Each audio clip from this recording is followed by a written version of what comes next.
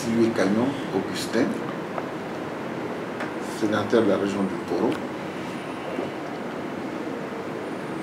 J'allais même dire premier sénateur de Côte d'Ivoire, puisque c'est la première fois que la Côte d'Ivoire organise, sinon engage au Parlement une seconde chambre. Et cette chambre est constituée, appelée sénateur,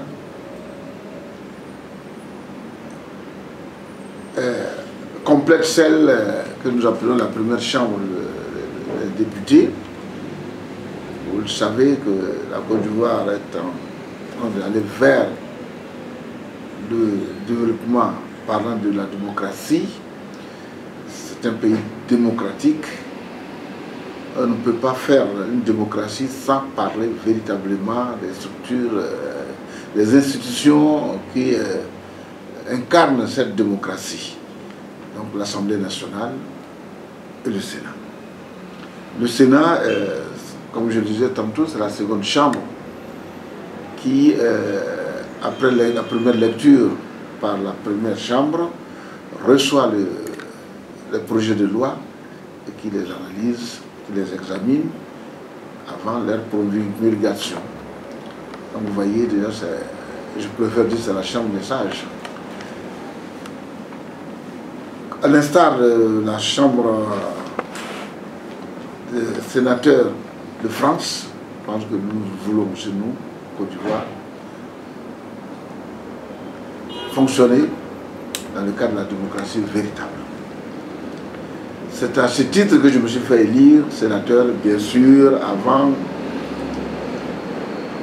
d'être sénateur, j'ai été député pendant plus de 20 ans, régulièrement élu, vice-président de l'Assemblée nationale.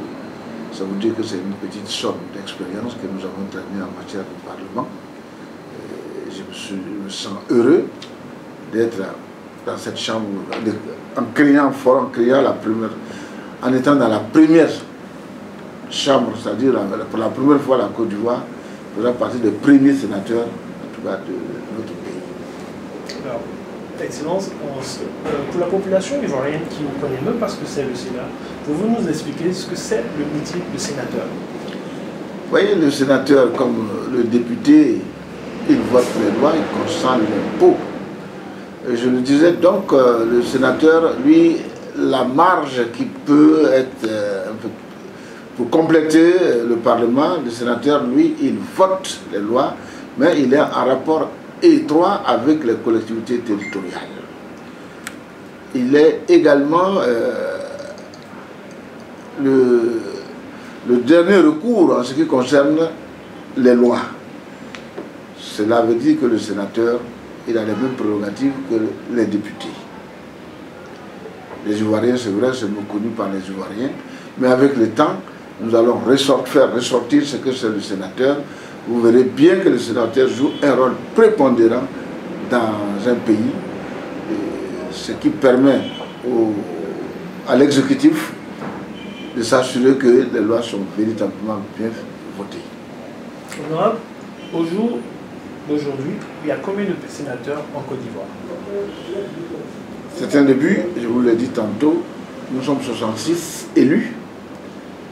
Nous aurons très bientôt 33 qui seront nommés par le chef de l'État, ce qui va donner un chiffre de 99 pour une assemblée sénatoriale complète. Donc nous aurons 99, nous serons 99 sénateurs en Côte d'Ivoire. Je vous remercie. C'est dans ces derniers mots que nous allons tirer la présentation de vœux à la nation. Si Honorable a quelque chose à ajouter dans les 5 dernières minutes. Oui, d'abord je voudrais vous dire merci. Merci à votre organe qui m'a rendu visite ce matin. Saluer l'initiative, c'est toujours pas donné à tous les chasseurs d'informations d'aller au fin fond, d'aller dans tous les bureaux des autorités et recueillir leur avis. Je voudrais absolument commencer par vous-même et vos chefs présenter mes vœux les meilleurs à tous, surtout à la Côte d'Ivoire et aux Ivoiriens bien sûr, présenter mes vœux de bonnes et heureuses années. 2019 qui s'annonce une année de décision, comme une année de décision.